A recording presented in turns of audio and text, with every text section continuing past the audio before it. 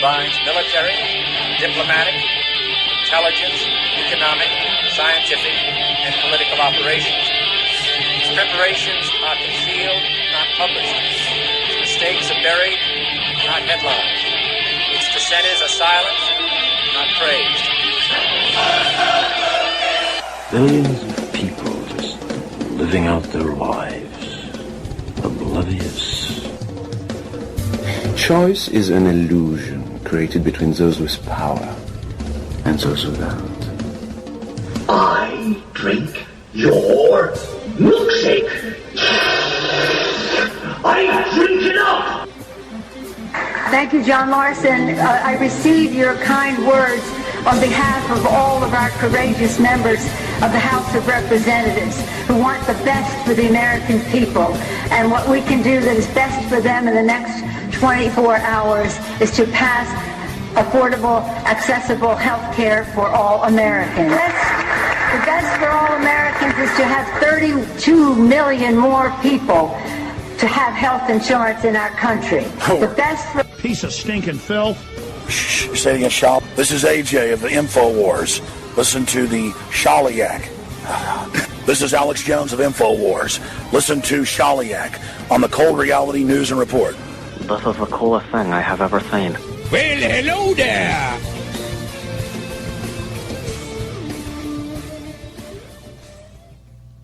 Welcome to today's program. Cold Reality Radio here on the UCY.TV Broadcasting Network. It is Sunday, March 20th, 10:02 a.m. on the East Coast of fictional Nightmerica. And again, thankfully, we have Clint Richardson, who's going to be live this morning. We're going to be talking about the Matrix, simulacra, and simulation.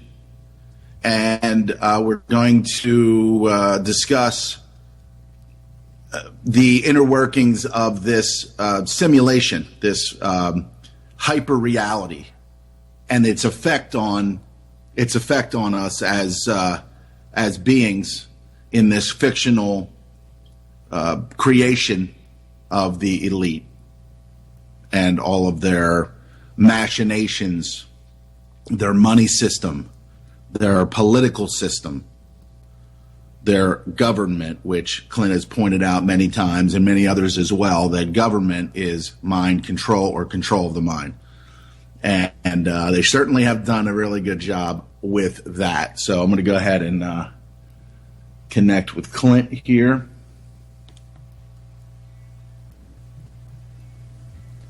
And we are going to get started with the program. Again, Cold Reality Radio, UCY.TV. Clint, we have you? Greetings. Good morning. Thanks for being here. Sure thing. Okay. So we were Clint and I were speaking the other day, and I invited him to come back to the program. He's been with me quite a bit recently, and there's so many things happening. There's so many new things that are basically just old things in the blueprint, in the agenda of this world, whatever this is. This we're not even sure, with all the deception, what we live on, how we function in everyday society. But I'm going to read something that I just grabbed from. Hopefully, I can find this thing. It was it might have been one of the last ones that I got here. I might not have it. When we look in the mirror, what do we see? Do you see the real you, or what you have been conditioned to believe is you? The two are so different. One is an infinite consciousness capable of being and creating whatever it chooses, and unfortunately the other is an illusion imprisoned by its own perceived and programmed limitations. And that was a David Icke quote from one of his books. And whatever people believe about David Icke, or whether they're pro his message or they think that he's is a reptile from the planet Zumba, he really does make a lot of correlations to this fictional fake reality that we've all been exposed to. So in our conversation the other night, one of the I imagine is one of the most powerful things about Clint's development is his, I guess the connection to the movies and the things that we see out there. The Matrix was one of these things that he brought up, and he brought up this simulacra and simulation, which I was not even aware of. And that's what we're going to talk about today. Clint's going to enlighten us on that particular. It was a book written by a man by Biard, was it? Okay. French professor. Okay. We getting feedback or no? You talking to me? I thought we were getting a little bit of feedback there, but the author he was a French author. Yeah, Lard was. Unfortunately, he's dead.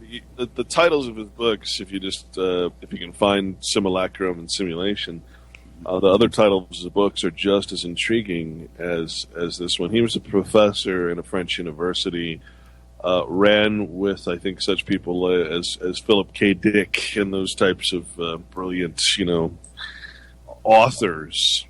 And so, yeah, he basically what it boils down to, I like to, Shali, as you kind of know, I like to destroy people's heroes. Right? I like to defeat all superheroes and all villains, but I especially like to get rid of people's hope.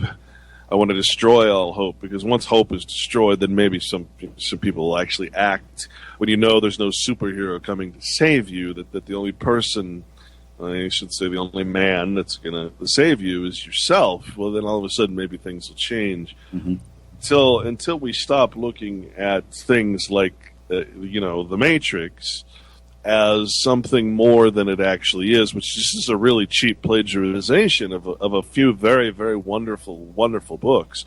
Then you're not going to ever, you're going to look at these guys. Oh, they made this incredible movie. Well, yeah, not so incredible. It turns out it's just a science fiction movie, B-rate really. When you look at the acting, some of the acting. Mm-hmm. And it turns out it's just a cheap plagiarization. Nothing that special. But what it's based on, these books that we'll talk about, are absolutely incredibly life-changing experiences. And The Matrix, you could say, is one of those emotionally driven, types of movies, superhero movies. But when you actually read the books that are behind it, and you see that everything is taken from these books, and it's a warning against it. It's not a presentation by a couple of what are now women, apparently, right? Who took apparently the pink pill instead of the blue or the red pill. It's not an alternative lifestyle concept in the book like it is in the movie. It's just so opposite of what the movie portrays or tries to present, this alternative lifestyle thing. And it's unfortunate that that's the way that Hollywood works. I should know. I was there long enough. And I like to talk about this very much so because you don't realize, most people don't even know what the word Matrix even means. For instance, what is the Matrix? Well, no, what is the word, the Matrix? That's the most important question. So you sent me a clip of Keanu Reeves, and I'm going to play it. It's very short, but it was, as you said, it was required reading, and I found out later on that night. So here is Keanu Reeves saying what he had to read prior to reading the script for the movie, and here he is. One of the greatest actors of all time, by the way. Mayor and Andrew said, okay, like you played Thomas Anderson, Neo. I had to read Baudrillard. I had to read Out of Control, which was about systems, evolution, robots. And then there was another book which was Evolutionary Psychology. Those were 3 books that they wanted me to read before I even opened up the script. So there he is saying what he had to read, and one of them was this Simulacra and Simulation, Out of Control, and the third one that's slipping my mind because of all the amazing video. His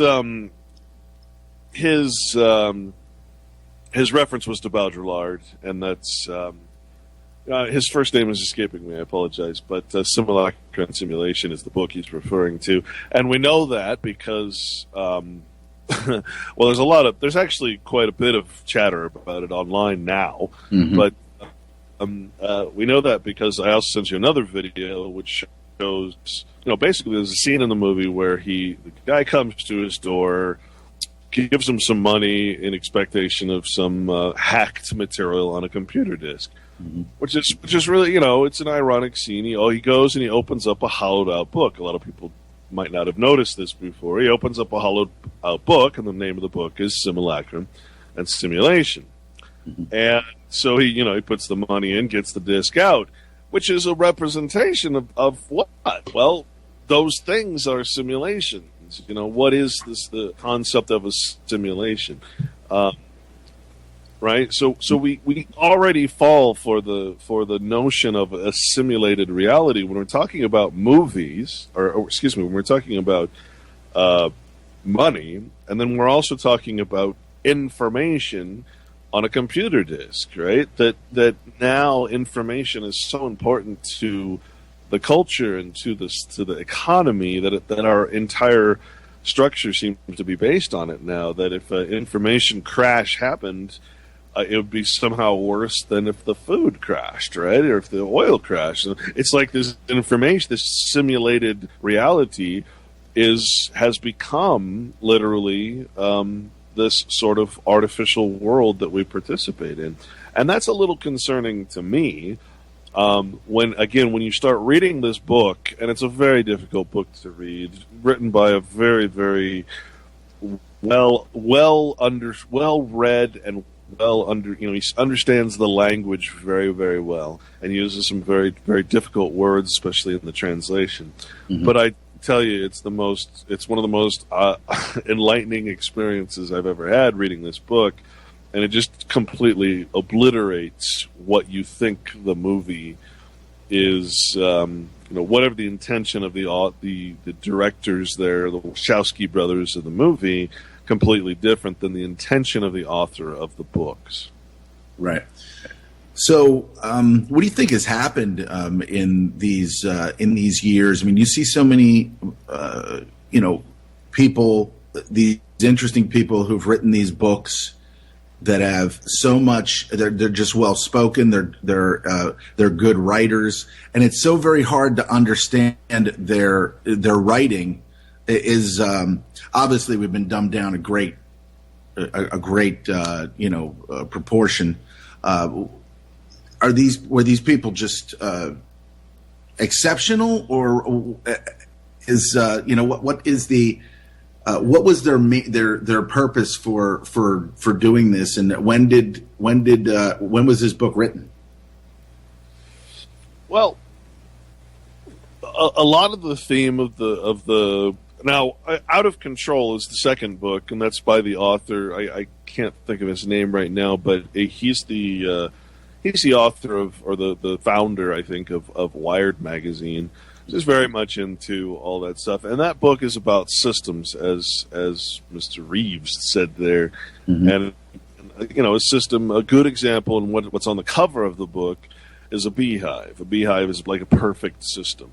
If you think about a beehive and all that transpires within, you can think of, for instance, Utah, where I live, is actually called the Beehive State. And I think the connotations there are pretty obvious, considering the religious culture here. So basically, to give you an idea of what this word simulacrum, for instance, we can go back very deep into history and see that word being used. So it's not as if it's a new type of thing, right? Mm-hmm. You have to forgive me. I'm going to pull up some things. No, go ahead. It was Kevin Kelly was the author of Out of Control. I believe so. Yeah. The New Biology of Machines, Social Systems, and the Economic World. Yeah, and it's pretty freaky. I mean, some of the stuff you read, and it's not pleasant stuff to read that and consider that that's what they want to do with us, right? Because this is all about human capital management. Never forget that that's what the movie is representing. It's basically a way to extract our energy or our time.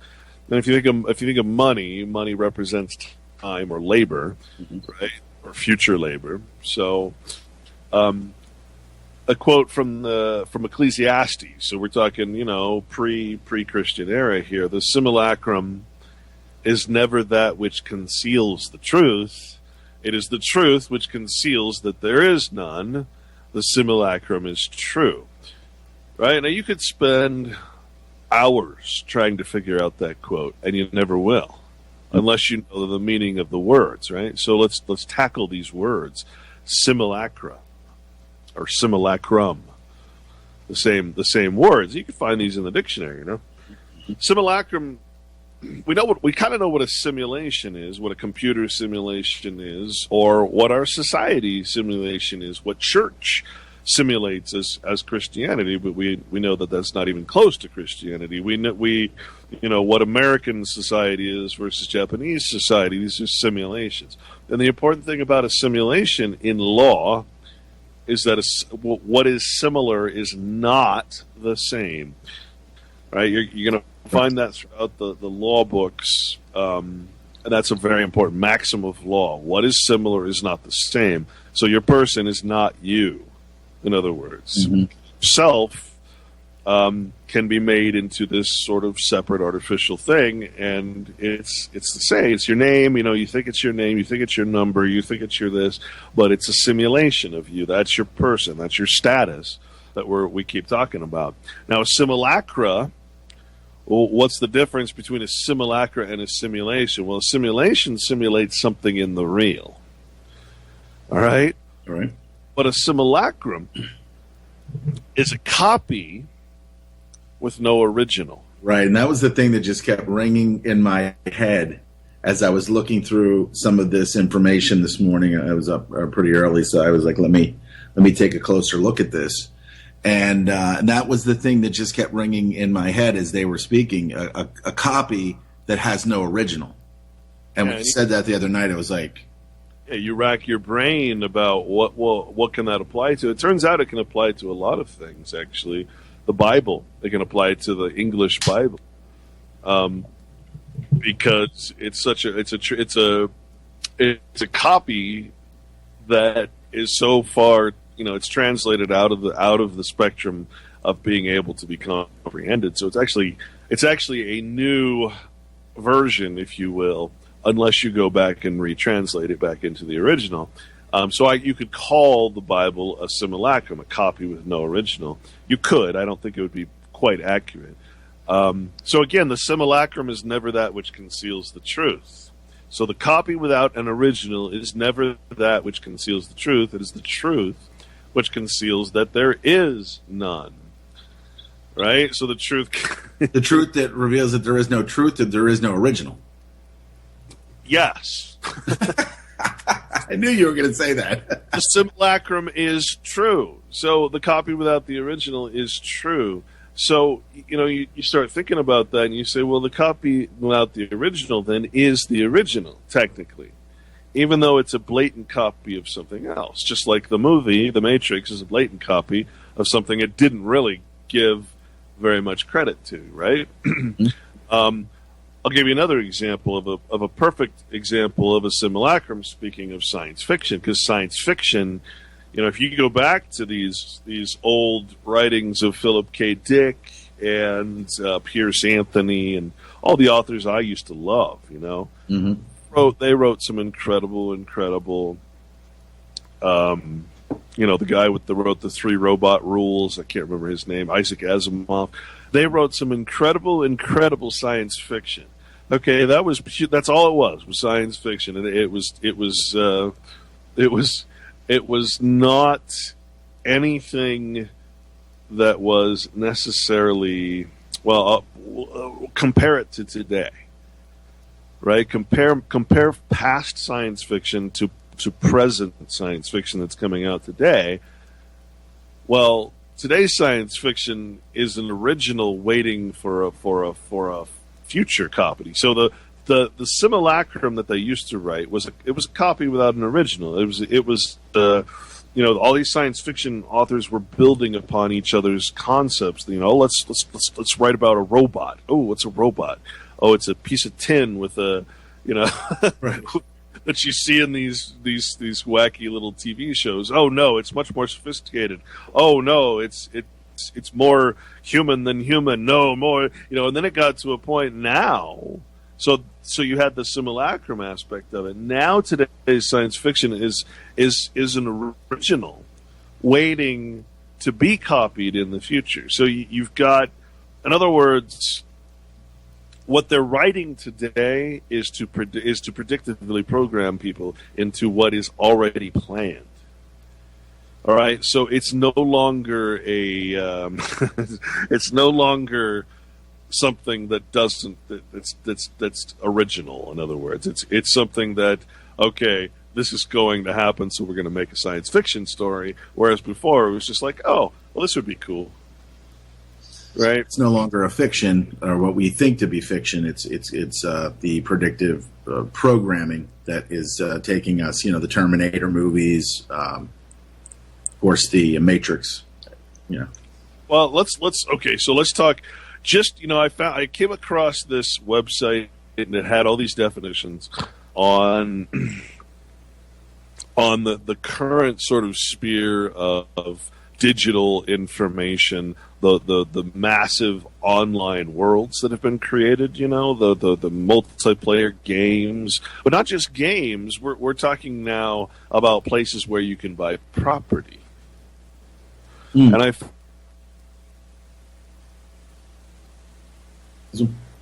representation. I don't know if I'd call it a simulation or a simulacra, but it's an exact representation of the real. So what I say real, I mean actual real estate, which is actually, a paper title that's on the land. So it actually represents, in fiction, it represents some piece of land on Earth, right?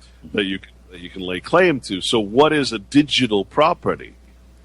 What is digital worth? What is virtual property? What is online property? And it turns out, there's all these terms that exactly copy what it is we do out here already in a simulated reality. So now you have this sort of simulacrum, because, if I sell you digital space, digital land, if you will, digital property, I'm selling you nothing. But you believe that it's something. I'm selling you literally a copy of something that has no origin, origin, right? Mm-hmm. It has no. It's not a creation. It's nothing, right? Right. And so I'm looking at these terms. I'm like, well, look at there, digital property, valuable virtual or digital assets in cyberspace. What's property in the real world? Valuable assets in the legal realm, right? It's the same thing, right. But we've now got a virtual reality or a visual aspect of that land that we can actually see and even interact with in the computer realm. And so somehow now everything kind of makes sense to people. What is property ownership? Well, I don't have a property out here in the real world, but I have all this property and all these possessions and all these trinkets that I've purchased with fake money and fake this and fake. I've traded, I've bartered. It seems like people actually understand the whole mystery of the legal system when it comes to the actual virtual landscape, And that's kind of bizarre to me because I'm looking at these terms. They have a virtual court, which is a virtual institution in cyberspace with authority to adjudicate the cyber disputes and claims. There's people actually laying claim to the same piece of property that doesn't exist. Wow. But they're doing that out here too. Mm-hmm. Right? Exactly. Digital ownership, proprietary rights over virtual assets. These are the same things that are happening out in the real world. Web ownership, an expression that means the rights of ownership and power for transference of one's web assets along to the individual. You have online death, online legacy. You have web death. You have a web afterlife. Potential of web system and mechanism for eternal life exists within cyberspace. The web death, the choice of the web suicide or deletion of interactions for one's own amounts to web death and regard to one's internet life. That is no different than your legal life and your legal death. It's a fiction. And I'm looking at this, I'm going, wow. People can understand this because they have this sort of virtual world to look at, and you can see what an online death is, the end of a user's internet activity after his or her physical death. Well, that's what a civil death is. A civil death is the end. When a man dies in real life after his physical death, well, then his person dies with him. The puppet can't exist without the puppet master. Right. These are the same damn things. And I'm just looking at this. I'm going, holy crap. They have police. They have executors, which are people who dispose of your assets to your children or whatever. I mean, cyber inheritance. Same thing I'm writing about in my book about who's an heir and who's not. Digital inheritance. Electronic virtual assets belonging to an individual that are transferred upon his or her death to a designed heir. A designed heir? What's a cyber object? A virtual component in cyberspace, which may be in any form and may execute any function solely or partially. So what are we talking about here, Shali? Are we talking about a simulation, or are we talking about a simulacra? I mean, we're in this realm now that we are accepting the Matrix. We are accepting literally and paying money for and going into debt for objects that don't exist in any form of reality. So what is that? You tell me. Not knowing what reality is, and not being able to decipher or decrypt information. You know, a zombie. A trait of a zombie. Yeah. Absolutely. I mean, like I said, I think it's frightening. I look at this stuff and I'm going, my God, people are so lost that they actually are putting of value. And, you know, let's take an example from the book. Now, Simulacra and Simulation. He opens up on the first page of the book, and I'm paraphrasing out of memory here, and he talks about a map.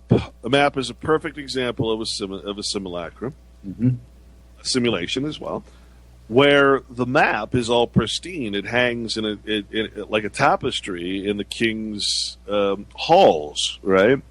And as the empire expands, the map expands, and it's beautifully drawn, and it looks wonderful, and it has all these names of places and everything. But how does the map compare to the real? Well, the map is beautiful. The map is ordained, and it's embroidered, and it's got all these things. Meanwhile, the land itself is turning to shit. Right? Yeah, but the map is pristine. But the king, in his chamber, afraid to go out amongst the very lands that he has for fear of assassination or whatever reason, all he sees is the map. That's his kingdom, right? What's the president's kingdom? What's the Queen of England's kingdom? What is these people's realm? And you find it's the same as this virtual realm we're just talking about. What is their land? What is their holdings? What is their titles? It's to paper. It's to fiction. It's legal. It means nothing at all without our respect for it, without our without our the consent. Right. I mean, it's the same thing. So, I mean, eventually you're going to have. I mean, you already do. You have kings of certain virtual worlds, and you battle for. I mean, it's crazy what we're seeing, and I understand. You know, a lot of people. It's well, that's just entertainment. Well, yeah, entertainment, to enter and retain the mind. Right. Mentis. That's the purpose. That's what entertainment is, you fools. Over the summer, I was having a conversation with Stephen, and actually, it was probably the first conversation that we had because I reached out on Twitter to him because he had a lot of really, really interesting tweets, and then we started following each other. And I did a pre-recording for the program, and we were talking, and then this just kind of popped into my head: entrainment through entertainment. Entrainment through entertainment. And there you go. Yeah. It has a profound effect. You know, what is happening? We're sitting there, we're laughing, we're doing all these other things. We're saddened by a movie, we're intrigued, or through The Matrix was definitely visually stunning in many different ways. But what is it doing? It's training us for the future. It's training us for our future enslavement. Yeah, and it's so much deeper than just that. I mean, it's absolutely true, 100%. Matrix. What is the word? Why was that particular word used? I'll give you an example. Where have you seen the word before? Every once in a while you'll see it and it'll remind you of the movie. Well, so I'm standing in front of a toilet in a public, I think it was a movie house, and I'm standing in front of a urinal, and there's the urinal advertising, right? Which, okay, whatever. And I'm reading this thing. It's about declaring bankruptcy.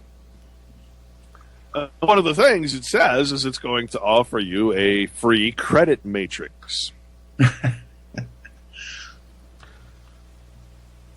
Well, what's a more perfect description of the credit? What is your credit score? You follow that. You follow that FICO. The word FICO actually has a specific meaning. It's kind of funny. It means something about idiot. I can't remember. Like you're so impressed with your own score, that's a good little slave now, isn't it? So I'm looking at that. I'm going.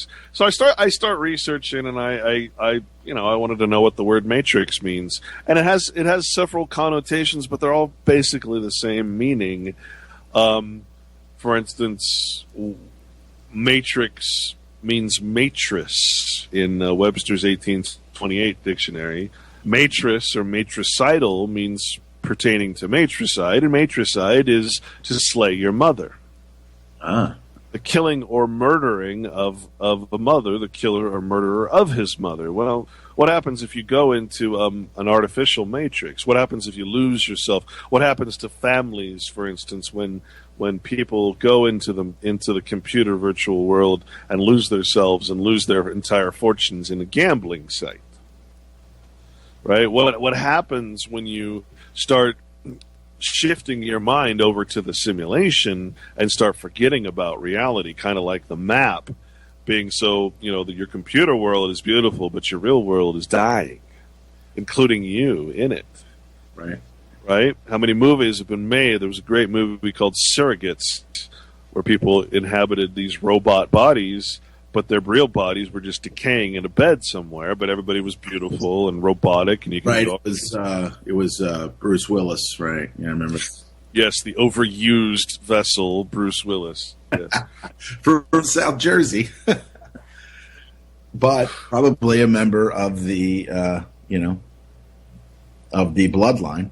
I mean, I look at these people now, and every time I see an actor, I see. Last night was watching. Not really watching it. I was just kind of tolerating it. It was called Monument Men. And Clooney was in it and a bunch of others. And I'm sitting there and I'm looking at Kate Blanchett. And I'm thinking to myself, and then all these like Clint phrases start popping into my head, Clintisms, I guess you could say. And it just makes me think like, God, she's okay looking, but why is she there? Is she part of this bloodline? So this is one of those stories that I really can't say I for fear of being sued. But it was funny before I moved to LA. And I'll just put it to you this way: certain actresses and actors, they get there. They literally sleep their way to the top. Okay. Right. So I won't mention names. Oh, I did okay. several directors that just shattered that concept that these people are there because they have acting skills. Well, there's other talents that people have other than blood, so you can imagine. Depends on what they have to offer, I guess. Yeah. Well, so let's follow the trail here, right? Matrix again. So this word mat, of course, and then pop, P-A-P means father, M-A-T. So that's a Latin prefix, basically. So it's a whole word jungle, but matriculation. So now we're at a kind of a different sort of concept. Matriculation is the act of registering a name and admitting to membership.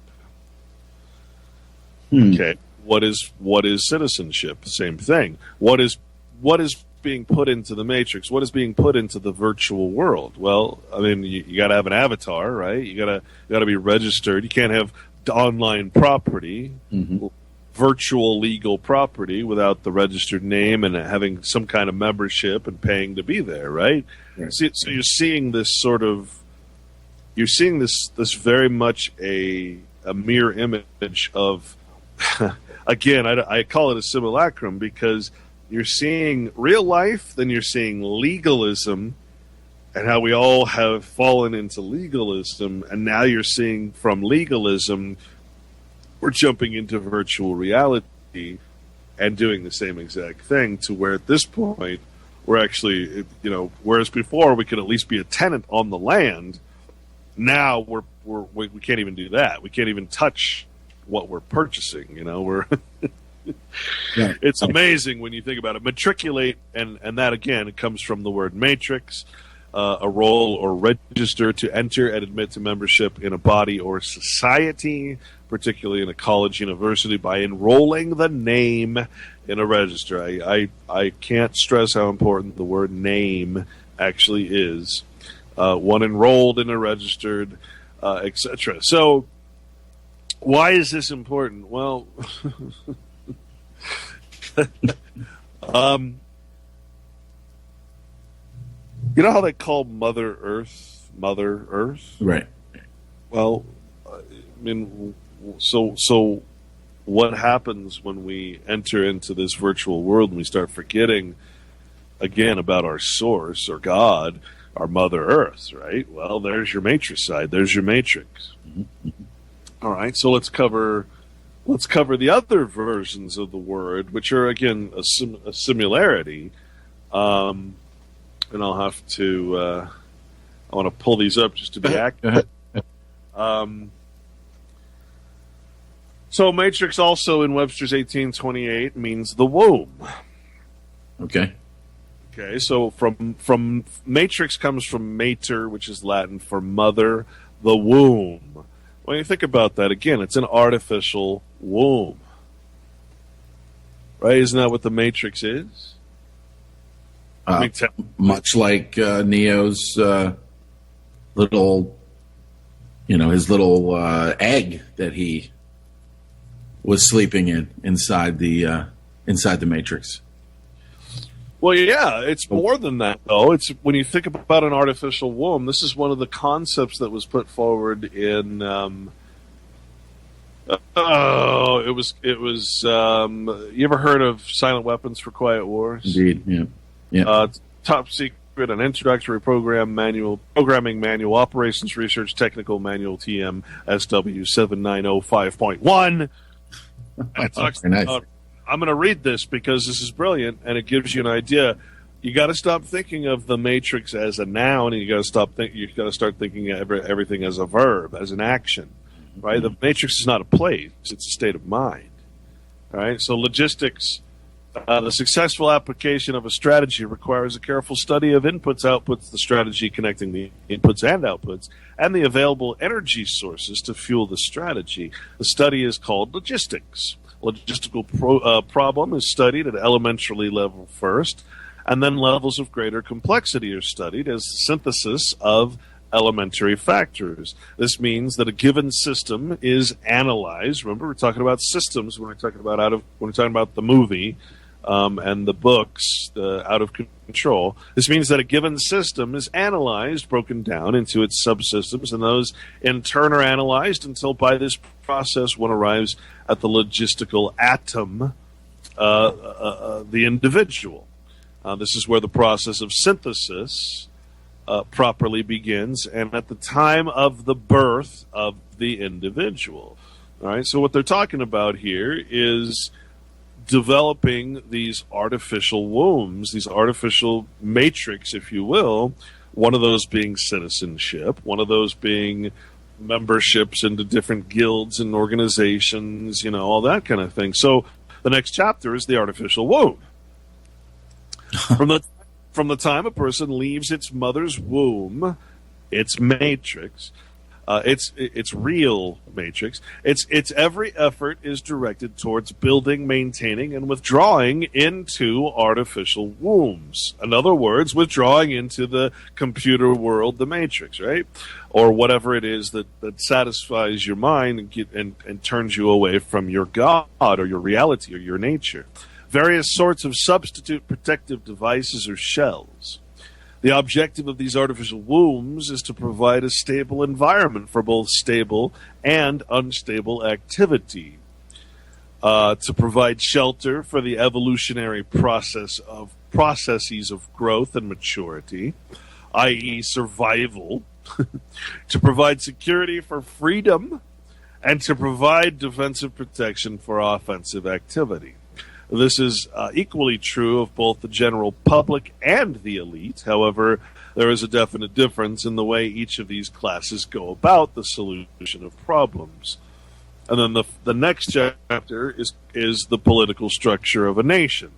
Dependency, that's the name of the, so it's telling you that this is an artificial matrix, that your political structure of your nation is literally a matrix. The primary reason why the individual citizens of a country create a political structure is a subconscious wish or desire to penetrate their own dependency relationship of childhood. Simply put, they want a human god to eliminate all risk from their life, pat them on the head, kiss their bruises, put a chicken on every dinner table, clothe their bodies, tuck them into bed at night, and tell them that everything will be all right when they wake up in the morning. This public demand is incredible. So the human god, the politician, meets incredibility with incredibility by promising the world and delivering nothing. So who is the bigger liar, the public or the godfather? The public behavior is surrender born of fear, laziness, and expediency. It is the basis of the welfare state as a strategic weapon useful against a disgusting public. Now, I read these things. I used to read these things in shock and horror, and now I read them as more like watching an ant colony. They're truisms. They're statements of reality. And it is a disgusting public. Everything in the public is pretty disgusting, if you ask me, which is why, basically all the good laws in the private side. If you're private, then you're not suffering from all these artificial matrices, matricide, and all this stuff that we're talking about.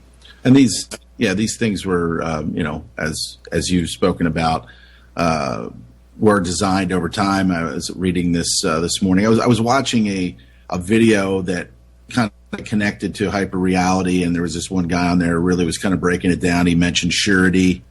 He mentioned a lot of the things that you've mentioned in the past, and he kind of put these up on the screen. Very soon, every American will be required to register their biological property in a national system designed to keep track of people, and that will operate under the ancient system of pledging.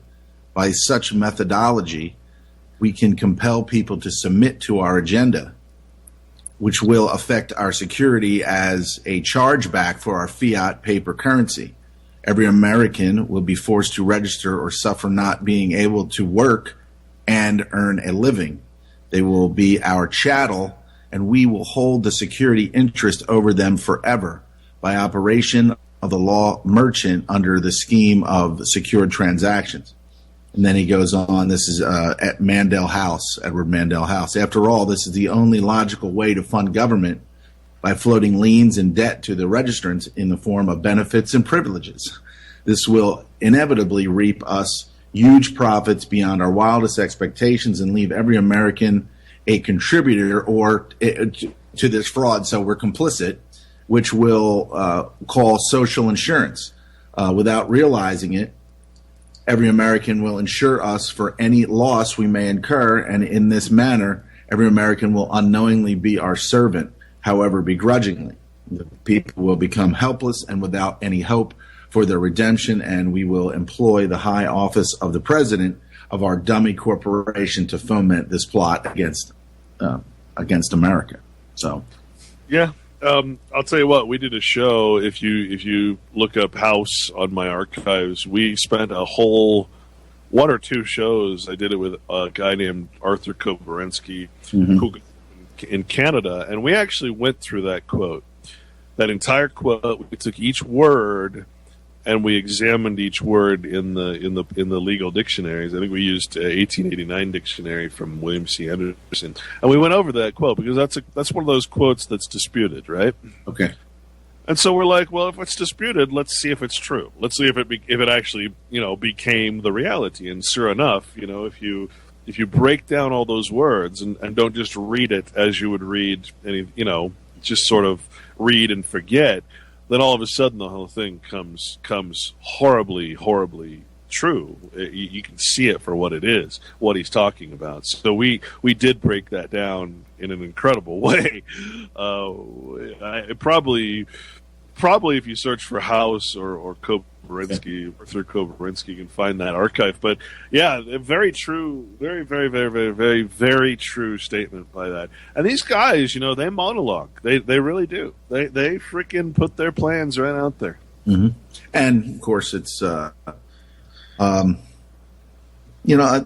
people just can't even imagine that this would even have taken place. This type of deception, this kind of covert action against people. But look at the description for silent weapons. It says the introduction says this is for social engineering or the automation of society. Well, there's your matrix. The engineering of a social automation system, which we call silent weapons, on a national or worldwide scale, without implying extensive objectives of social control and destruction of human life, i.e. slavery and genocide. So they're telling you that really what this is about is, population control and slavery, but we're not going to put it forward that way. We're going to avoid those types of talking points so that we don't get,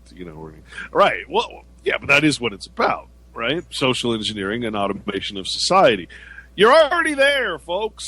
You're already there. You're already paying homage to some corporation. You're already working for someone else. You have nothing. Everything's been stolen.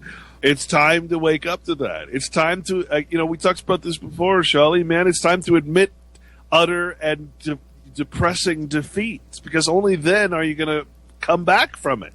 Otherwise, you're just going to stay. You got to have a mental breakdown. You got to break down. You got to recognize everything as the lie that it is, as the matrix that it is, the artificial womb that you're living in. Or you're never going to come out of this. It's impossible to come out of it until you see it for what it is. Right. I think for me, it's been more of like a controlled collapse.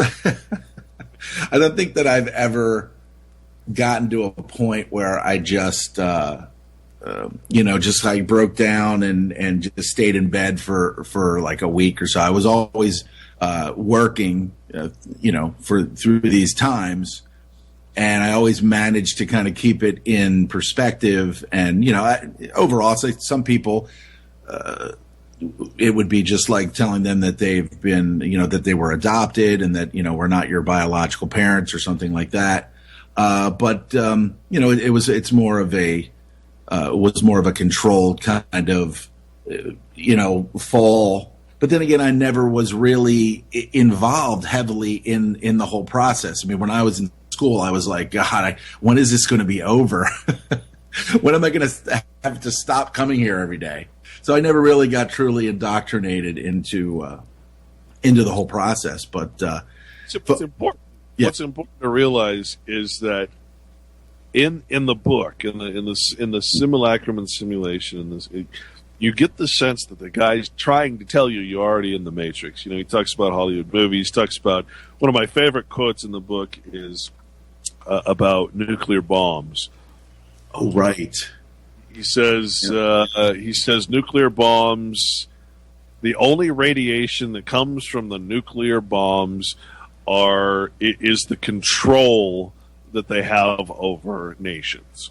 Exactly. Yeah, and Greg's been pointing that out too. That he kind of believes that we've been misinformed on that whole thing. Sure that they can do a lot of damage initially, but after that, you see a lot of these places that have been, like Chernobyl, and there's wildlife and a lot of other things kind of growing around it. So we are radiation. That's why we live. So mother, matrix means mother, or the womb. All right. So you have to start thinking of these concepts as, again, not as a place specifically, or not as a physical thing, but as a concept, as a state of mind. So the matrix is the womb, the mother, matter, subject matter, which is what we call it in court. Mm-hmm. Anything, materials of which anything is made. Well, what is fiction made of? Paper is the closest thing to a material you can get to, right? But you gotta start thinking outside these boxes that we've been put into. Mm-hmm. The proper sense of the word mother is matrix. So we have mother of pearl, which is the matrix of pearl, right? Mm-hmm. Okay, let's take some other examples. That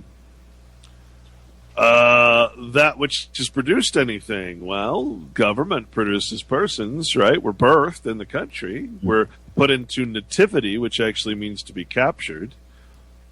So the Christ nativity scene is actually him being birthed into the nation as a slave.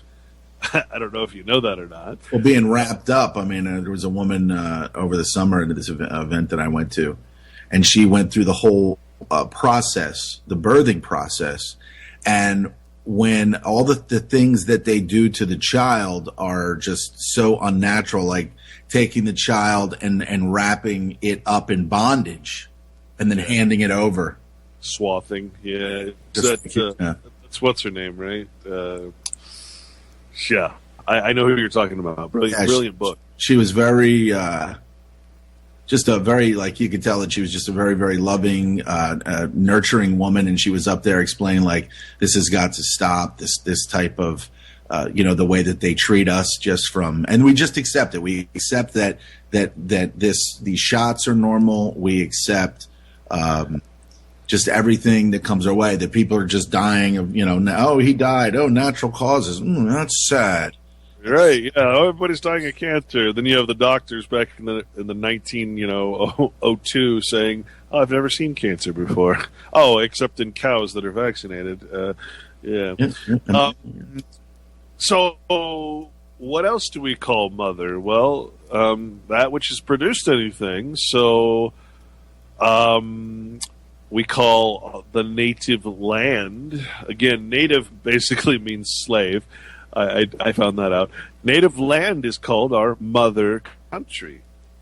That which we're enslaved to. It's our mother. It's our authority figure. Right? Okay, what else is a mother? How about the mother church?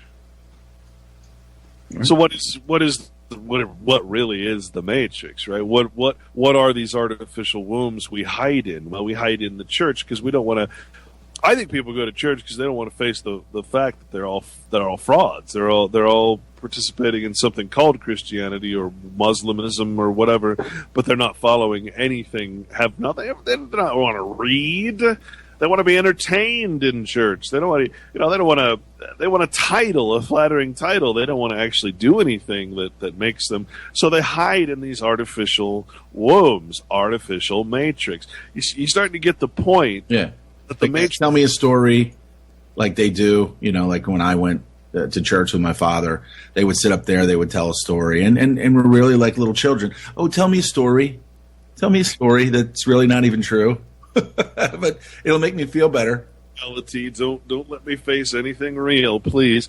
But you're getting the idea that the concept of the Matrix that everybody uses. Everybody uses the music and the concepts and the quotes from Morpheus and all these different.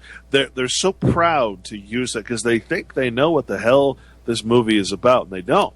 And again, I'm here to squash that this movie is a good thing. It's not a good thing. It's a very bad thing. And until you read the source, until you come to the point where you understand what this thing is talking about, and what is really this concept of the Matrix, which is many different escapes, many different virtual realities that we all subscribe to every day. We're already in it, and that was the point that Baudrillard was making in Simulacrum and Simulation, and he does so with such brilliance that it's going to blow your mind, especially when you get to the chapters starting in the end. And if you want, I can read something out of the book that's just sure, absolutely.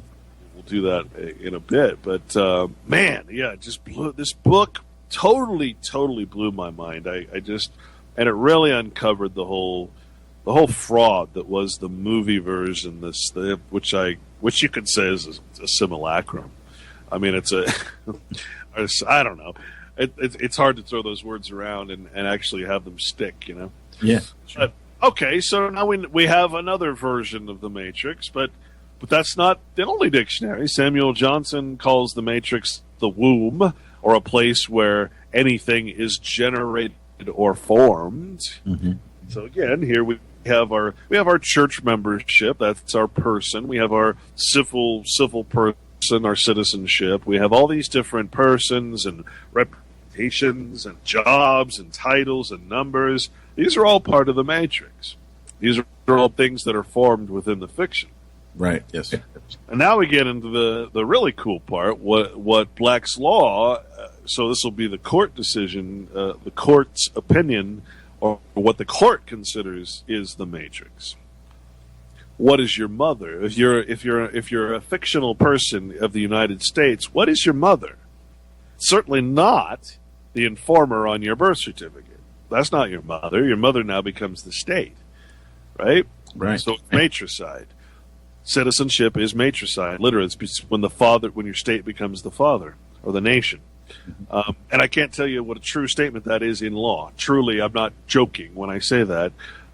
Matrix in the civil law is the protocol or first draft of a legal instrument, i.e. birth certificate, from which all copies must be taken. The protocol or first draft of a legal instrument, so your birth certificate, from which all copies must be taken. Why do you think you have to bring your birth certificate into the DMV to get a driver's license for your person? This is not your person. It's your mother is making you. The state is making you. So here's your artificial womb. Here's your artificial. This is where you're generated or formed by that original protocol or first draft, which is again that vital statistics, that information that your mother put on, your real mother put on the vital statistics forms, the birth registration form, which becomes the birth certificate. Thus, you're birthed into the Matrix. See, I mean, is that making sense? Yeah, absolutely. It's a lot of people look at it as a necessary thing. Oh yeah, I mean, I got my birth certificate and everything, and I got my driver's license, and I got my marriage license, and I got my I was reading the Bill of Rights the other day. You see how many things I'm able to do because they wrote all these things on a piece of paper. I'm so proud. Hey, it's sad. So when we take this, we can verify these things. I don't just take my word for it. We go to different concepts or different aspects of birth and of blood and corruption of blood, attainder. So when you look at genealogical records or birth records, you see the word issue. What's the issue of the marriage, right? Because they have to, they can't really say life. It's not life we're talking about. It's the fictional generation of a character, whether that's a private character or a public character, or a servant or a master, depends on your accident of birth, basically. So, issue is the act of issuing or sending forth, emitting or promulgating. It's the giving of a thing its first inception. All right, so when I look at genealogical charts, I'll see, Bob Smith and Gina Taylor, and the issue or the child of those two is John Smith, right? Or George Bush, right? So I am the issue of my parents, basically. But more importantly, the person, the name, is the issue, not the life itself, the name. And that's where your surety comes in, because the surety bond is basically says, as long as you're operating in that name and that issue, well, then you are bound by the law of persons, basically. Right. So, I talk to many people that are having issues with their systems. So, words, obviously, they can have two meanings. So if you have, I've issued you a document, or I issued you this. So that's where we get some of this, the how these words have been used in multiple as a noun or as a verb or something like that. That's the word magic in a sense. So if somebody says, yeah, listen, I got this issue with or problem, you could say that issue is a synonym for problem, right? But, and then, of course, I issued you this, so it's like I've handed you this, or I've given you this. Is that making sense or no? Put it this way. Okay, let's go further into Black's Law definition here. Means to issue something is to put it into circulation. You got to remember that you are money. You are a valuable consideration. Your birth certificate, you know how people always, all the gurus out there, they talk about your bond on your birth certificate and how a corporation owns your, right. Your birth certificate is on a banknote. It is a banknote. It's on a paper. My birth certificate says Midwest Banknote Company on it. Okay, so we cannot mistake it for anything else but a financial instrument, right? So to put into circulation as the Treasury issues notes, Treasury issues, the dollar or whatever it's issuing. So again, what's the issue of your parents? Well, you have a valuable consideration. How do we prove that value? Because what do we trade on the markets? Well, we trade this certificate of birth. All right. So again, the final definition is to send out, or just send out officially. So we're sent out from our mother, issued. Or another word for that is to deliver. Right. For use.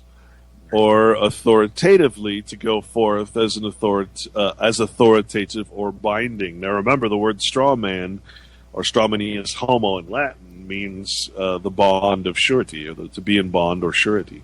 So, there's another word, deliver. Well, why do you go to the delivery room? Well, that's two words, actually.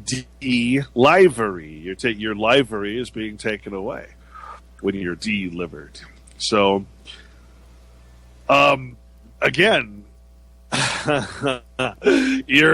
so this goes back to Matrix, the protocol for a draft of a legal instrument, which is your birth certificate, from which all copies must be all copies must be taken. So you start to see the true nature of what this quote-unquote matrix is. And you have to stop thinking of it as an actual place, just like people go on a video game system and get so immersed in the artificial world that's created, the virtual reality, that they lose touch with reality. Well, if we're hit from birth with this, if we're issued from birth into these different artificial wombs, these different artificial mothers that we're sucking on the teat of, and then we're going to be lost. We're always going to be lost because we're always searching for something artificial to replace the real. And that's his whole point in the book. Now you take The Matrix the movie. Well, it's cool to go into the Matrix. It's you can do anything. You can break all the laws. You can become the one because all this wonderful things you can do in the Matrix. You can, unlimited weapons. You can, create anything. You can download any information into your brain. You can have a steak dinner with the lady in the red dress. Exactly, i.e. transhumanism, right? What's the movie really promoting but transhumanism? Downloading your consciousness into a computer. Yeah. Okay, I got a real problem with that. Yeah. We got to keep your consciousness in there. That's what Patrick Jordan, when I first met him, he was like always talking about hell and how hell is consciousness in the artificial structure. So when they attach, for instance, brain cells to a computer chip and then put that computer chip into a robot, and then the robot knows suddenly that if it runs into something, it needs to turn left or right to avoid that thing, that's hell. That is life in a structure that is no longer life, but it's pure hell. There's been several movies and several cartoons made about this, where I can remember one where the lady comes back and visits her clone, her origin, like the first, the girl that her clone was, she's like the 25th clone. Okay. And she comes back and she visits her actual, source, her actual matrix. And he sort of takes her through a walk through history of cloning and all this shit that's happening. And it's very, very, very disturbing because it literally describes Patrick Jordan. He's over at vaccinefraud.com. It describes his hell because you're putting our consciousness into a computer and then leaving it there for eternity. That's hell. That's hell. Right? There was another show that was an English show that in order to rehab prisoners, people who committed crimes, they would download their consciousness into a box, basically. Mm-hmm. And if you weren't cooperating, they'd leave you in this white room with nothing in it for like a month, and then they'll come back, or what it seems like a month in your artificial structure, as punishment. By that month, you're dying because there's nothing there. You're not hungry. You're not eating. There's no social interaction. You're just sitting there in this construct, right? Mm-hmm. And pretty much being tortured by an absence of all reality. That is hell. That is, unfortunately, what these guys, I think, are sort of. I think they're making all these. I think they're making a lot of these movies and a lot of these sort of tales of the horrors of all this stuff because that's their plan. I think they're getting us used to it. Yeah, I can't even watch any of these movies anymore. Like a lot of the, understandably, justifiably, I can't watch any more of the slasher movies. I used to see a lot of them. I used to go to the, Halloween as a kid. And now it's like I look at something and say, I instantly just know that it's shit. There's just no point in doing that. Whereas other people in their 20s and in their 30s, they're still all about, something in there interests them enough where they're going to go pay $15 to see it.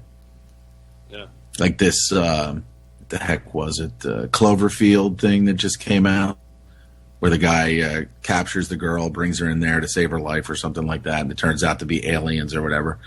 So they really do like that whole alien thing. They love that, and I wonder what that. We kind of have a theory, myself and Patrick, that they've basically presented us with all of the choices that we have on how we're going to be killed. It's either going to be a fake alien attack, it's going to be a flu virus, it's going to be a zombie apocalypse, it's going to be all these different things that, you know, in technicality could be staged or could be, you know, a virus could be spread. If a virus is such a weird word, but I don't like to use it, but you get the point. And that they, you know, there's nuclear, there's all these different things that could be faked, right? Right. And it's almost like they're putting it out there as entertainment so that we choose, you know, according to the ratings, which way we're gonna die. Right. So we get to right. Yeah, we get to choose. So hey, if I'm gonna die, well, I'm a fan of the zombie movies, so at least I want to go out blowing each other away. You know, we're gonna kill you. We're just gonna melt people down. If that's the way you want to go, great. We'll just send a signal out through your new chips in your bank cards. It'll vibrate at a certain frequency, turn you crazy, and you'll just start killing each other or thinking each other are zombies. Whatever. Yeah, I just got one of those the other day with a chip in it. You should see a movie. The movie is it was out last year, and it was called The Kingsman. Oh, The Kingsman, right? See that? I did not see it, but I heard people talk about it. Well, there's where Samuel L. Jackson does something. He's to her. That's what I kind of heard, that he was involved in it. He was a bad guy. Yeah, well, he comes out with free internet for everybody. He passes out a chip that looks, strangely enough, in perfect size and everything else, like the chip that's in your little debit card or credit card or whatever. And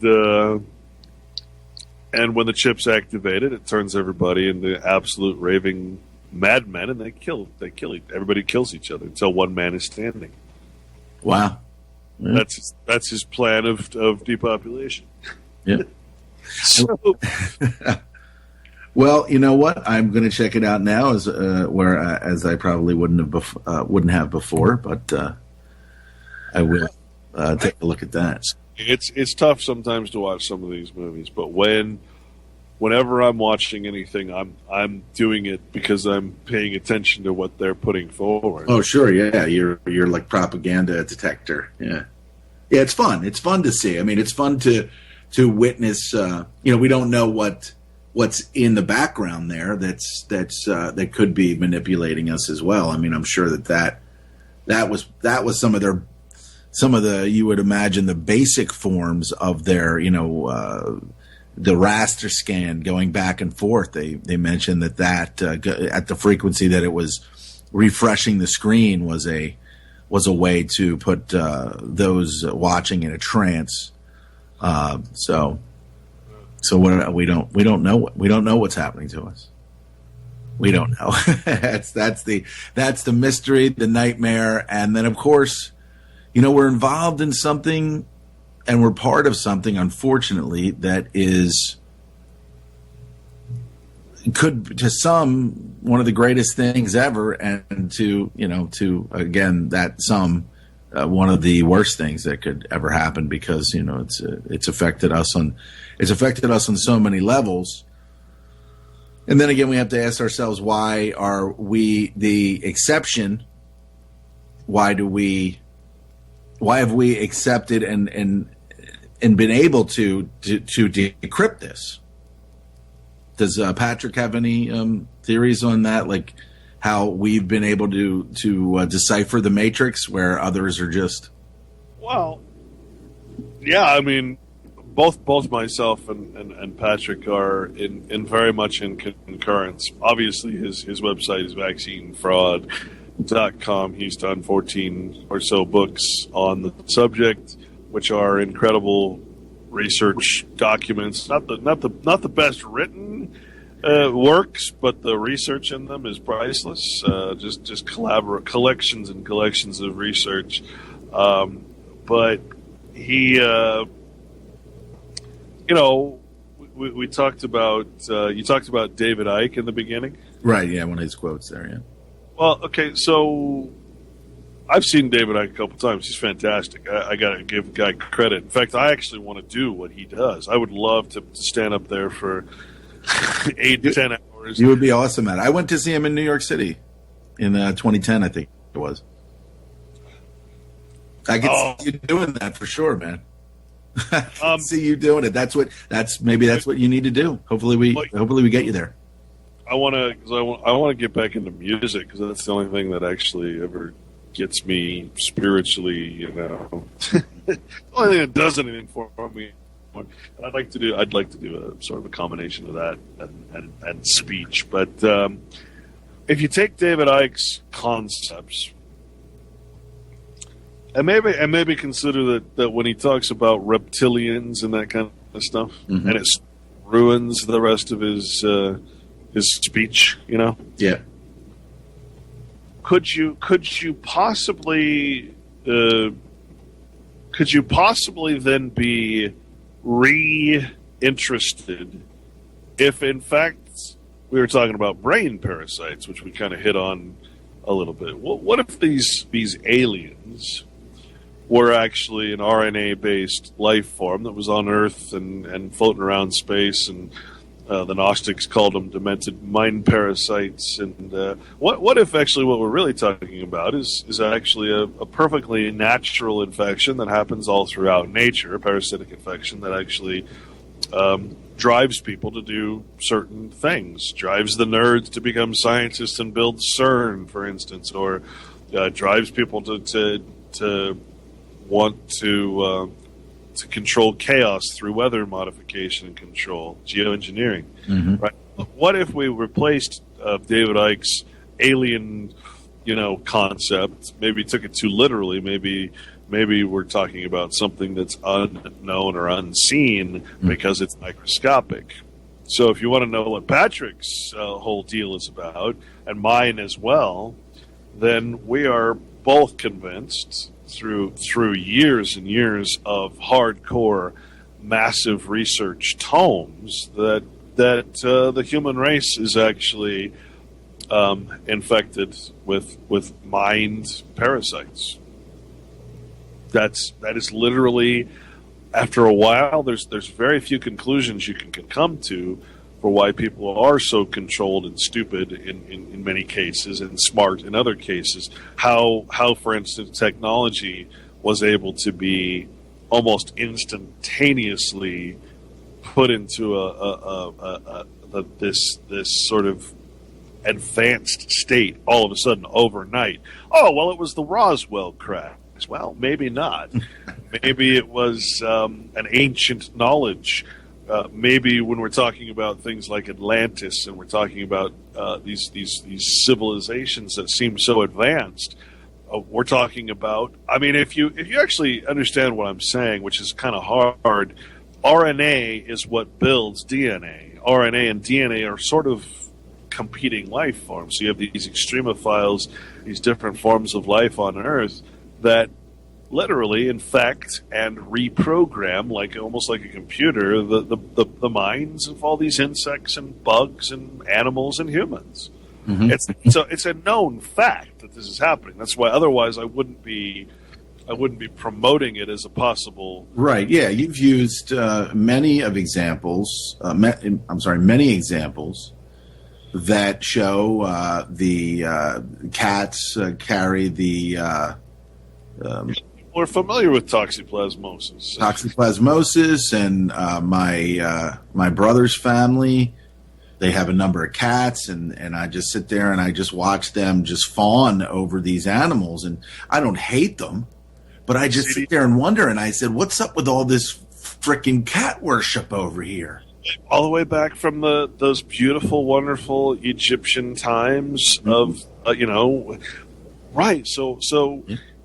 What's going on? Why the cat worship? Why the cat worship in the hieroglyphics? Yeah. You know, the CDC warns that toxoplasmosis is like in 40% of the population in the world. Yeah. Not as much. Yeah. Yeah. So, I mean, how do you take that, knowing that when everybody gets into a high-speed motorcycle accident, it's toxoplasmosis, giving a sexual reward to the brain, a pleasure reward to the system, to the brain, for acting in this behavior that creates adrenaline and then feeds the parasite, right? How do you overlook that when people are acting so stupid out there? When some people aren't able to think for themselves, they have cognitive dissonance. What causes cognitive dissonance? What is that chemical reaction that happens when you're talking? We all experience it, Shali. What happens when you're talking to somebody and they just shut off? They shut off. Literally, they have a chemical response in their brain. You can no longer talk to that person about anything. Mm-hmm. It happened yesterday, as a matter of fact. It was very interesting. Why is that happening? Can that possibly just be a fight or flight response that's natural to the human, or is something else causing that? Now, this might, for some people, this might say, "Oh, well, you know, that's very similar to David Icke. You're going to ruin your reputation or ruin your credibility by talking about brain parasites," which is essentially talking about, if you will, an alien invasion. That could be attacking and stimulating the reptilian brain, which we know is a thing, right? The reptilian brain is a. I don't think that, you know, on a graph it would say this is your reptilian brain, but it's definitely something that we've heard before. Even I think before David Icke. I think, and that's what I think is happening. It's just like the Matrix. You know, people take the Matrix seriously, so seriously that people now think the universe is a hologram, right? It's all this satanic freaking thought against reality, against nature that's self-evident. Well, similarly, people take the notion of an alien race literally. When you look at all the texts and all the things, they talk about parasites. They talk about something unseen. Oh, well, the aliens hide themselves. No, what we're talking about when we say something unseen or something, the Gaia spore, or the spore of the Earth, or the spore of space that creates life or alters life and advances civilizations. These are the Gnostic writings. I'm not just making this up. How many movies? You'd be surprised how many movies out there are actually, from Invasion of the Body Snatchers to all the different versions of this type of parasitic infection. And I just want people to start considering it. I mean, I have hundreds and hundreds and hundreds of research papers. Patrick's put them into books. So we're not talking about anything crazy or anything that's not something that you can go look up right now for yourself. As opposed to aliens and the Galactic Federation that's going to come save us, all this crap out there about that. Which one actually kind of makes a little bit of sense? I would say the parasite. Right, and if you don't dig that and you don't want to look at the proof, that's fine. Just let's go back to how we're controlled through the brain, through these artificial matrices. Even let's go back to the Bible. What does the Bible say in Deuteronomy 4:16? I mean, it's like reading this, you're like, holy shit, why is nobody looking at this? Lest ye corrupt yourselves and make you a graven image, like the projected self-image, the similitude of any figure, the likeness of male or female. Lest ye corrupt yourselves and make you a graven image, the similitude of any figure. Here's the Bible talking about the friggin' Matrix. Well, that just totally blows me away, dude. I hear that and I'm trying to understand what it means. But see, and I think that's where it comes in. People just don't know how to decipher anything. I mean, they just don't know how to. They just rather have someone say, "Hey, listen, this is the word of God," and they're like, "Okay, I'll take your word for it, bro. Here's $1." Well, yeah. See, it's a new pair of socks. Because when you say God, people think, like the Matrix. You're thinking about an entity, something, some man, something that's sitting up there. But again, until you understand the definition of God as used in the Bible, which is Jehovah, which is a verb meaning all that is in existence, all of nature, basically. Everything that's happening right now that is real, not artificial, man included, that's God, right? So everything, oneness, the wholeness of reality is God. So it's like everything that is truth, faith, that is God. So if you understand that, then all of a sudden all this Bible stuff starts making sense. And all it's telling you is avoid the matrix, avoid artificial names, titles, avoid, what did it say here? It said, avoid the similitude of yourself. Don't act in the person of another, which is what we do in citizenship. I can't stress enough. Right. And then you look at the Bible, these quotes from these really great, powerful men, and they know. Horace Greeley, he said, a Bible reading people cannot be enslaved. Now, you can't take a quote like that from an elitist who owns the New York Times or whatever. You can't take a quote like that and just dismiss it outright. If this guy says a Bible reading people cannot be enslaved, you better damn well give a little bit of respect to that book. Yeah, but then isn't that, understanding it? I mean, there's been people out there that, there are people out there that I've spoken to that have said that they've read the Bible, and then when I start to speak to them about some of the things that are going on, some of the blatant the things that are becoming more blatant, but going on, and they don't go into a cognitive dissonance. They go into almost as if, yes, I understand what you're saying, and this was predicted, and I'm ready. And maybe they are spiritually ready for it. Does that make sense? Yeah, and again, I think that there's a large group of what you would probably call New Age Christianity, if you will, that claims to have this special relationship with Christ or with God, and to pray and all that stuff. And I think that's total bullshit. I'm sorry, that's not what the Bible is about. Well, I think that they've deciphered it to a certain point where they know that evil is coming or that it's already here.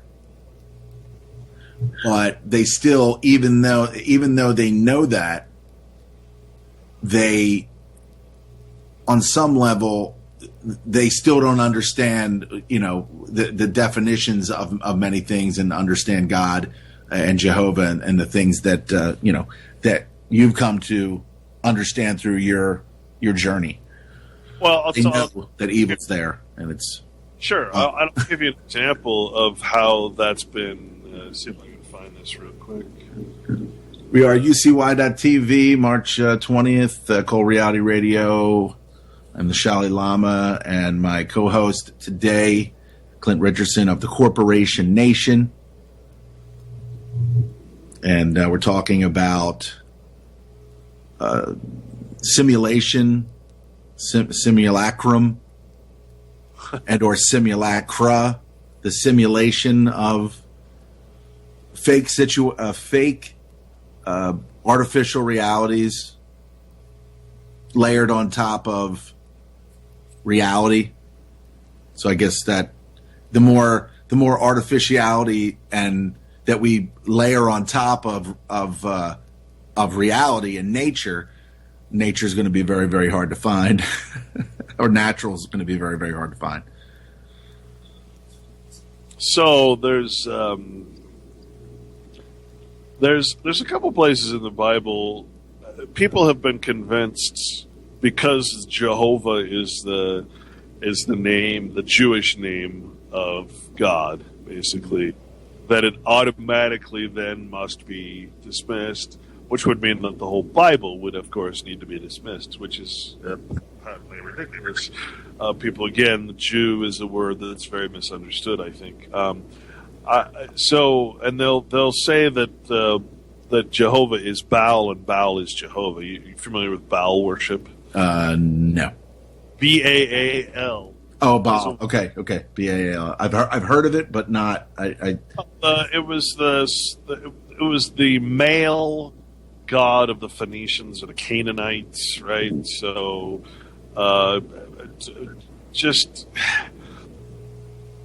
people equate the two together because Baal, the word Baal, actually means Lord, and when Lord is used in the Bible, Lord can, again, like God, can refer to landlords, kings, or Jehovah, or whatever, Elohim, the gods, the magistrate. So it's one of those loose words, and so there's been this sort of movement to equate basically God with the devil, to reverse what the Bible is saying, and saying, oh no, Christ was actually Lucifer. They both mean light, right? Well, if I say personal, I can mean in a false person, or I can mean in the first person. So you have the third person or the first person. If I say I'm acting personally while acting as Clint Richardson, well, it's not really me that's acting. It's that false name, right? So likewise, you have the notion that the word Baal means Lord, Jehovah means the supreme God of that is all things, not of, but that is all things. Again, a verb. So you have a title versus sort of the reality of all things. And so, in the Bible it says that God is against, or Jehovah is against Baal. So it disproves that theory altogether. But it's sustained, this sort of Satanistic. And take the mystery out of these words. Take the mystery out of Satan. All you're left with is adversary. Right, exactly. Yeah, adversary. Okay, that can be anything and anyone, right? Especially anything artificial, right? So, there's a great deal of frustration in my head because this stuff is so brilliant. Just like this book, Simulacrum and Simulation, the Bible, again, so brilliant in what it's saying, and yet so difficult to actually get there and decipher. If you ever do get a chance to read Simulacrum and Simulation, you're going to get stuck on the first page, on that first quote that we read from Ecclesiastes, that the simulacrum is truth. Well, but the simulacrum is a copy without an original. Wait a minute, how does this work? I get stuck on green eggs and ham, man. I'm like, why would you eat green eggs? I wouldn't eat green eggs. Bad joke, but it's very hard for me to. There's sometimes when I start reading certain topics, I can really flow through it, and I guess it's just really kind of my impatience. That's why I find it, when I obviously listen to your show, and soon to read your life's work. It seems is on its way, or I guess maybe the sum. Hopefully, it's not the total sum, but the sum of your work is coming this way to me very soon, and many other people. You just reading this information, being able to decipher it. I mean, have you always been a very good reader and able to absorb and comprehend and I was just always different, like everyone else out there who gravitates towards this stuff. I mean, I gravitated towards Alex Jones because it was the only thing I could find. Same. I was just always different. I was called bullshit on public school. I called bullshit on history. I called bullshit on most of the stuff they were trying to feed me. Just like everyone else out there. The only difference is, I'm telling you, Shali, the only difference between me and anybody else out there listening is that I quit. I said, screw this. I'm not going to participate in this big lie. I want to know what the lie is. I know it's a lie. Everybody knows it's a lie. Everybody knows they're participating in a lie, but they don't know what the lie is. It's like everybody knows that the Matrix exists, but they don't know what it is. They have a movie to go by, and the movie's very misleading. It takes them in the opposite direction, takes them into a satanic type of notion. But the reality of that quote, that notion of the Matrix, very different and it's all in your mind. It's all you. It's not anything external. It's always you. And that's kind of what happened to me. I became a monk, man. I quit my job. I've been poor ever since. Just like any, if you read about the monks in the monasteries, they'd write these beautiful books, right? These beautiful tomes and spend years handwriting out Bibles and stuff like that. If anything, that's all I did is I detracted myself from society, and I said, I'm not going to participate in this shit anymore. I quit my Hollywood job. I wrote about that. I said, I'm not going to support this propagandist crap anymore, and I withdrew. And it's the best thing I ever did, maybe the worst thing I ever did, but at least, I was able to finally, after 10 years or so, figure out the lie. Figure out what it was, and that's all. That's the only difference between me and anybody else, is that I actually voluntarily took myself out of that societal thing. I didn't say, well, I have to keep working because I have bills to pay. I said, fuck the bills. They're not real. The money's not real. I'm not going to base my life and my knowledge and my time on something artificial. Did you have a lot of debt when you decided to do that? I mean, now obviously that wasn't the main reason, but that's kind of cool to get to just say, hey, and I've done that. I'm probably doing that right now to a certain extent. I had debt, very little debt. I still have a $5,000 college loan that I haven't even touched. And I won't touch until I actually, for some miracle, $5,000 comes to my door, and it's accompanied with a lot more than that. Then maybe I'll pay off the debt. But now I know. I interviewed enough people now, and I understand the system enough to know that the debt doesn't exist, first of all, and that it's paid. The first collection notice I get, it's already paid off, and the collection agency has no right to it. It's a third party company that has no right to the claim. So, I mean, I can go to court easily and get them off my back if they ever mess with me now. Another part of the journey, another part of the beautiful the beautiful understanding of things.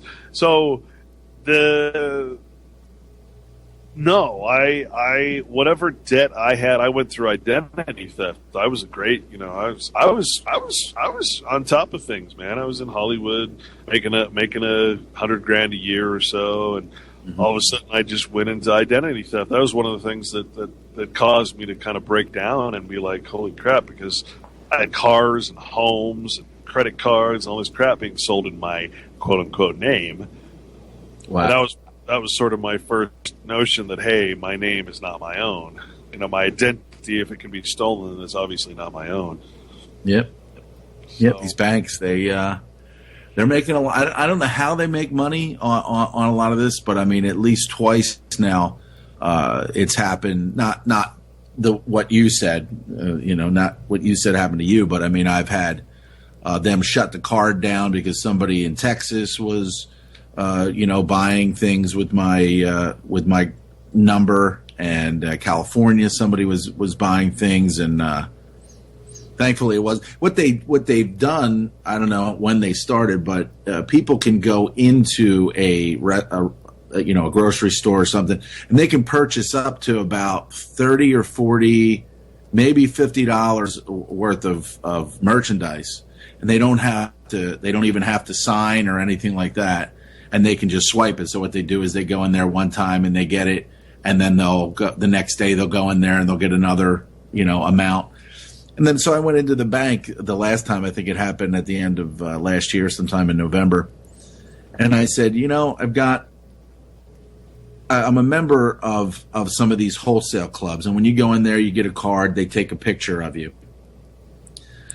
I said, why can't you here take a picture of me, and then when I go anywhere and use this card, I can show them that it's me, and then swipe it, and so that would just totally eliminate these things from happening. And then when I said, you know what, and you don't even have to answer that question. I said, because I know why, because they want the fraud to happen. I don't know what, I know that they're getting something from it, but I don't exactly know how the whole process works. But I tried to get the police involved. They wouldn't help. Credit agencies wouldn't do anything to correct the mistakes. They knew they were mistakes, but that's not what they're there for. They're there to harm your credit more than to do anything. Because so that you charge you more. And right. Yeah. Of course, they're aging the banks. So you kind of, I figured out after a while that it was an inside job, because I went through 9 different debit cards where I would activate the card, the Bank of America card. Bank of America is notorious for it. And I'd activate the card. Before I could even use the card, the money would be taken again. And they'd refund the money, and I would activate the card, the new card that I waited for another 5 days, and it would be taken. And before I could use the card, and that happened like 9 times. And I'm like, this cannot be anything but an inside job. It would be impossible for that to be a coincidence, first of all, or for someone like, it was, and the way the police acted and the district attorney acted, it was like, we're not going to prosecute you, the guy that stole your identity. We're going to go after the big gang that is responsible, not just the little fish. We want the big fish. And, it was almost routine. It was it's something. You're right. It's very much there's a. Well, I'll tell you what. Just so people understand something, some people have asked me why I don't speak so much anymore about the CAFRs, the comprehensive annual financial reports, the financial statements of government showing all its money and where all its its profit, debt, portfolio, and that kind of stuff. Mm. I came to understand something very important. And if you watch the big guys out there, especially your Buffetts and and you look at what government actually invests in, you find that they invest in debt. Right. Almost all of their assets are debt. Sure, government is the main holder of all the corporations. That's easy to see. Just pull up any of the pension funds, and you'll see massive stock ownership, which is why government, through corporate governments, controls these corporations through proxy shareholder voting. So when government is the shareholder of every corporation in the world, well, then they're voting for who's the CEO and who the board of directors are. You see a little conflict of interest there. You see empire. You see communism. Or fascism. Yeah.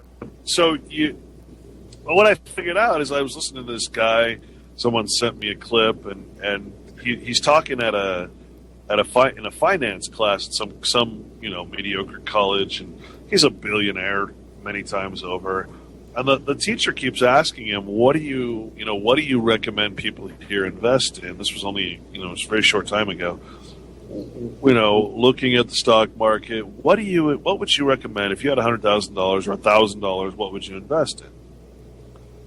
And he proceeds to tell her, I don't, you don't invest in the market. Only fools invest in the market because your agent is going to win whether you win or lose. So he's like, I don't invest in positive things. I invest in negative things. I invest in debt. For instance, and he goes into this spiel, he says, I just borrowed $500 million. I'm going to turn that $500 million into a real asset, and I'll pay the debt for a while, and then when the economy crashes, the debt is going to go away. He said, so I'm actually getting a loan of $500,000. I'm taking the debt and we'll pay the interest for knowing that the economy is going to crash and the loan is not going to be due. So I started looking at all the government investments, all the debt that the government has invested in. You wonder why government has so much money because it's all invested in loans, corporate bonds, and these sort of things, which are low-interest loans to corporations. So most of the money that the government has on its books in these CAFRs, which you don't see on the budget report, they don't really promote it as anything, is all in debt. Right. It's future loan payments or future whatever, the bonds that are going to come due in the future, but they're absolutely 100% no guarantee of payment. Right. Yeah. So what should people be investing in?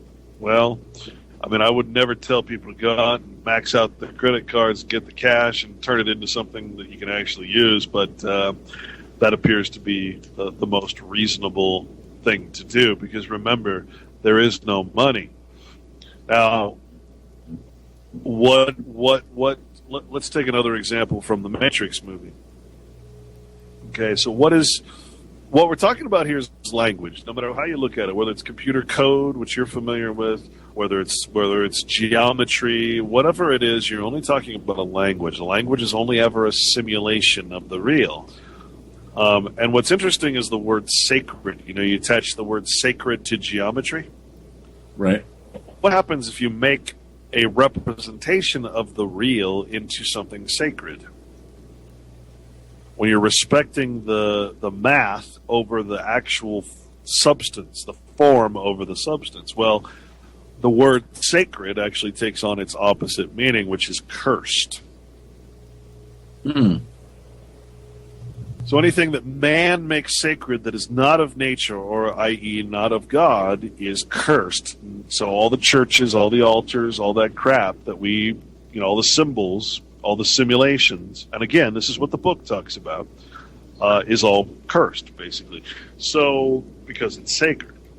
So sacred geometry and all the gods of the elite, basically, are all sacred. So when you hear someone say, "Oh, that's sacred," it's artificial. If it's form instead of substance, then yeah, it's a curse. It's a worship of the artifice, or the form of something, without any of the substance. It's an amazing understanding again. But what I would remember, the famous part of the movie The Matrix, where there is no spoon, right? Right. They're doing spoon bending. The whole time, of course, they're in a computer simulation. So they're already in a simulation where nothing is real. Okay? And here it is trying to bend a spoon that doesn't exist already because it's a simulation. So really what they're trying to tell you in this scene is that there is no spoon. What they mean is you have to detach the name, the noun, that has been put upon this hunk of metal or this digital code that looks like a hunk of metal in your virtual reality. You have to separate the fiction from the reality. You have to separate the spoon, which is the form without the substance. The name, in other words, just like I have to separate myself from this artificial matrix called Clint Richardson. this artificial womb that I carry myself in for all these protections and securities and all that. I have to separate myself, and I have to realize there is no Clint Richardson. There's only me. I am that I am, quote unquote. Right? So likewise, why can he bend the thing that is called the spoon? Because he realizes there is no spoon. It's a fiction. Right? Mm-hmm. So the law only applies, this is the important part, the law only applies to the name. The law only applies to the fiction. The law only applies to Clint Richardson. So I can't do anything in Clint Richardson. I can't break the laws. But if I recognize that there is no Clint Richardson, if I recognize there is no spoon, then I can do it. If the law says I can't bend the spoon, like the laws of the Matrix say, well, okay, then my person, my projected self-image, my straw man cannot bend the spoon because it's against the law of man. But what happens when the law of nature comes into play and I realize that spoon, just as a metaphor, that spoon is actually not a spoon, because a spoon is just a name that someone applied to it that I agreed to and I consent to, and therefore I consent to all the law that's attached to the name, the noun, right? But the spoon itself is an entity of nature. It's something that is moldable and can easily be bent, right? Right.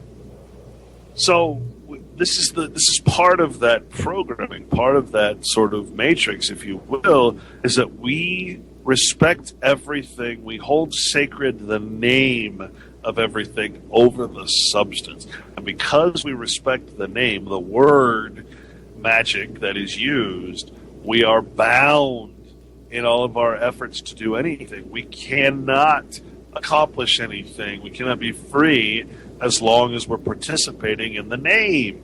When we're so convinced that we are this artificial person, this straw man has been created for us, well, then we're never going to be able to accomplish anything except what the controllers of the name, the God of the name, if you will, wants us to do, wants us to create, wants us to. We're just going to continue to be slaves to a system that named everything, that created the language, the artful names and titles and all that stuff. And I don't know if that's clear, but it's how things work. Well, I think, and because we know of the nefarious nature of it, and you obviously, more than most, and me understanding as my journey progresses, a lot of people will look at it and say, well, what's wrong with naming things? What's wrong with, they can't make they don't understand the nefarious things that give them the ability to do the things that they do to us as a result of the fictional straw man. So they just look at it and said, well, you follow what I'm saying? Like they would look at it in a sense like you have to name everything. What's wrong with giving something a name? So I think that they would look at it that way. I mean, I understand the nefarious nature of it. So that's where I kind of draw the line and say, you're doing bad things to us. Let me read you a couple quotes. Okay, these are both, I think, from Philip K. Dick. There exists for everyone a sentence, a series of words that has the power to destroy you. Another sentence exists, another series of words that could heal you. If you're lucky, you will get the second, but you can be certain of getting the first. You can be certain, my friends, all of us, every single one of us, of getting a series of words. What's a series of words but a name? That will destroy you. It's just going to destroy you and make you spiritually dead. That's what civil life. You have two forms of life. You have spiritual life and you have a civil life, an artificial life. That's what we are living in. Okay? Everyone will have a sentence that will destroy them. Very few of us, as the Bible says, will find the path and walk it and actually have a series of words that could actually heal you. More importantly, Philip K. Dick, this prolific author of so much science fiction, so much wisdom as well, he says the basic tool for the manipulation of reality is the manipulation of words. If you can control the meaning of words, you can control the people who must use them. You ever want to, that's the perfect quote to give to these people who don't understand the power of a name. The basic tool for the manipulation of reality is the manipulation of words. What's a word? A name. A name is a word. A word is a name. If you can control the meaning of words, you can control the people who must use them. Now, what is a name? A name is a noun. Noun and name are the same meaning, the same word. What is a noun? A person, a place, or a thing. Well, that covers everything in nature, doesn't it? Mm-hmm. If I put a name upon everything in nature, then I'm manipulating reality and I'm describing it, defining it, redefining it in my own terms. I've created a language structure and I'm controlling the meaning of those words. I've put a certain valuation upon them and I've made certain things legal and illegal, and therefore I control the people who use my language. See, what people don't realize is that words like ethnic, ethnocentric, the kind of word, that all, and why you are a citizen or part of a nation is because you speak the language of that nation.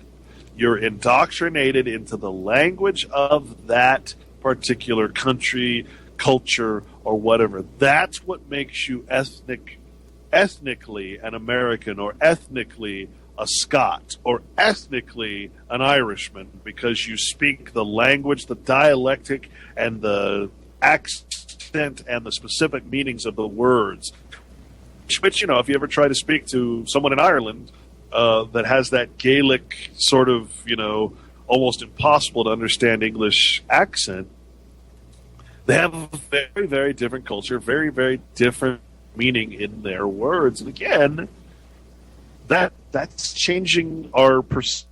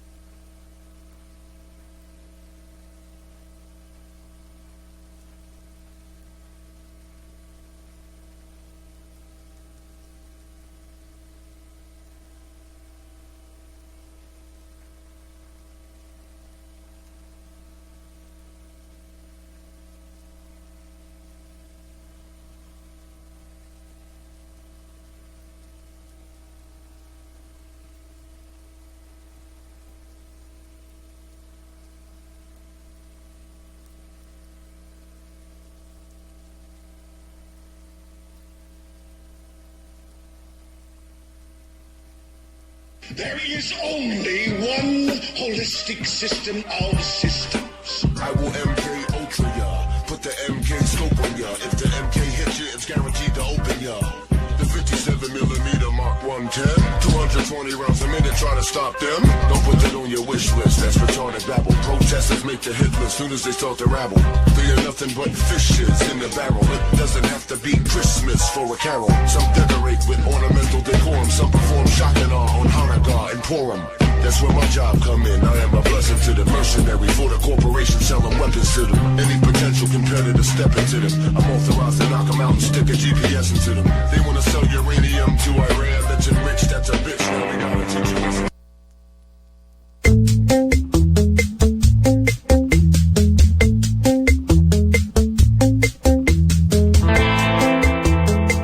This is Ozzy Skateboard, and you're listening to UCY.tv.